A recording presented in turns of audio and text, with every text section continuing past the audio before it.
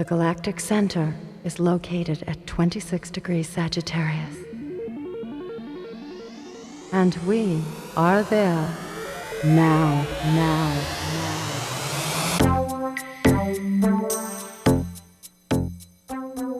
In the heart of consciousness, beyond the realm of space and time, the cosmic power of transformation is upon us here in the Galactic Center. It's a mystical adventure and a better way to live. Finding harmony and balance in a journey to the light that lies within. So let the psychic cruise begin.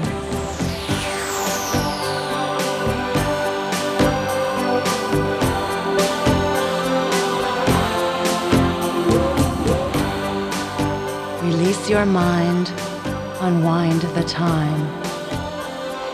Welcome to the Galactic Center.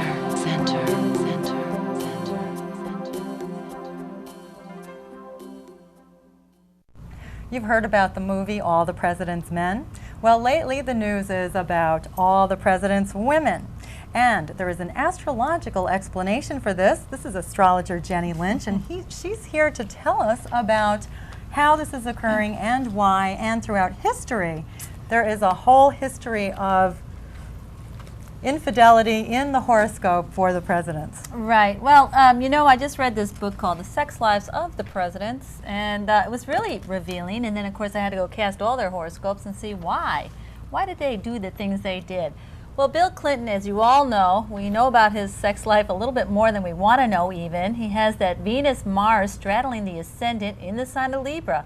This is a people person. Neptune's in on the picture. This is somebody who is very erotic, okay?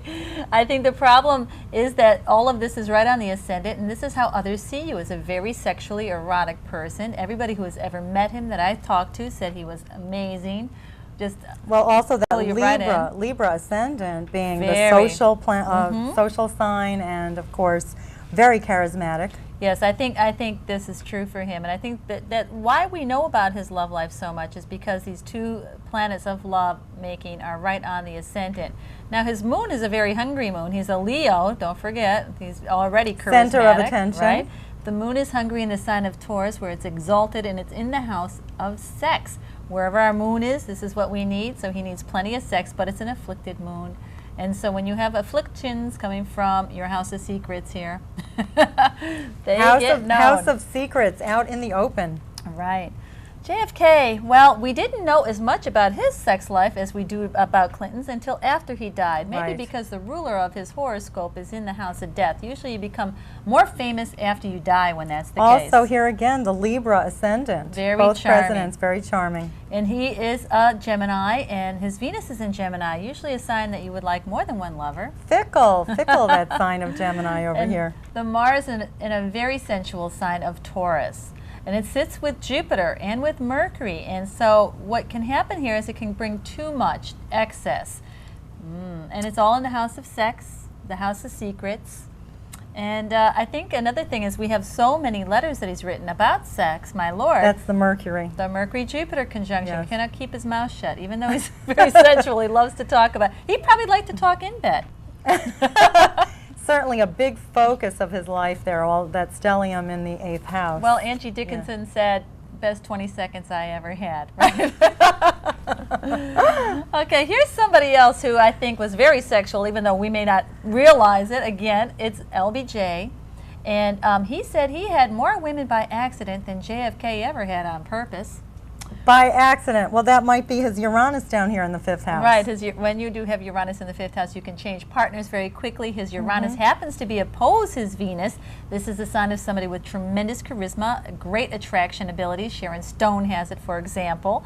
And Warren Beatty has the conjunction. He also has a Venus-Neptune conjunction, which makes him incredibly romantic and very dreamy. And the Mars is sitting here on the ascendant, so he comes off big guns. In fact, he used to have a nickname for himself down there.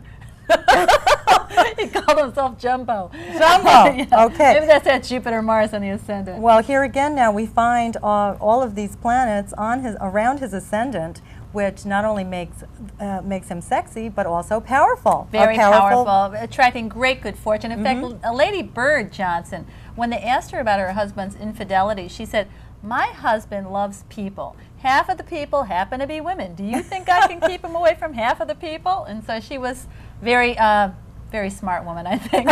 Tried to keep him away from people. But definitely not easy. No, not him. None of these guys. Would I want any of these guys? No, thank you. I pass. As powerful as they are, they're still, they have their problems. Well, okay, Jay, we brought up FDR. Why? Because he used to be a womanizer, too. He had a Sun and Venus sitting together in the sign of Aquarius. When you have Venus in Aquarius, it gives you a special sparkle, a pizzazz, because it's ruled by the planet Uranus. Again, in the 5th house of relationships. And Uranus is on the ascendant, too, so he's going to do things his own way. And it's interesting to note that he had the Venus-Saturn square. Venus squaring Saturn means that you will stay in a marriage even long after you should leave it because you feel that it's work. So he stayed with Eleanor. She got fed up with him halfway through and decided to become a lesbian and lived with a lesbian. Now, I'm not kidding. No kidding. I did not know this. Yes, no. She lived with a woman named Hitchcock, who was a writer. This is news to me. And Hitchcock weighed 200 pounds, smoked cigars, and drank bourbon, and wrote so many beautiful articles about Eleanor Roosevelt, made her the famous First Lady. Totally did a public relations campaign for her. And later, Eleanor picked up a young boy. She had a lot of fun. She got back at him. So she was a pretty active woman in her own right. Very independent. And of course, FDR picked up polio, and he was, reconciled to a wheelchair, but he still had Miss Lucy with him till the end. And his powerful planets again? Well, he's got that Mars right up on the midheaven. That's one of them always right there. Terrific for someone who is ambitious and very successful in their career. In that fact, Mars on the midheaven. Ike Eisenhower had it on the midheaven in Capricorn, and when you have Mars on the midheaven, you are known for a career in which you have power, which could be a military career, and so they're both really good cards for the year. Who has Mars on the midheaven. Yes, very successful. Yes, we do. I bring up Jimmy Carter's horoscope for a reason. I just picked out a few of these guys that I thought had interesting horoscopes, although they all do. He's Mr. Libra rising, Mr. Slick, too. A lot of these presidents have Libra rising. They're very popular with the public. He's a little bit more serious. He has Saturn on the ascendant. And he's a Libra himself. But he has Venus in Leo, and it sits with Neptune, so he is, like LBJ, he's very romantic, he's very spiritually uplifting to others. But look at this. The only president reported not to have had sex, with anyone but his wife while in office, and he has the Mars-Venus opposition. This is probably the lustiest aspect you can have. JFK Jr. has it, Jimmy Carter had it. And so what we see here is somebody who really chose to channel up this energy into the higher chakras. Yeah. Perhaps his Saturn right here on his ascendant gave him a little bit more self-discipline. I think so. Could be. I would think so. Yeah. Okay. So he channeled it. Who do we have here? James Buchanan. Well, maybe you know him, maybe you don't know him, but he was our president, our only gay president, really. He was a bachelor. That's news to me also. He never married. He never married, and his lover was Vice President King. So that's convenient. They had a very powerful relationship together, but it's interesting because, Uranus on the ascendant. This means I'm going to do things my own way right off the bat. There's something unusual. He doesn't have the typical aspects for homosexual or a bisexual man. Those are usually strong Uranus squares. Well, he has it square the Sun. It's true he has that, but usually to the Venus we can see. But he was in fact our first gay president.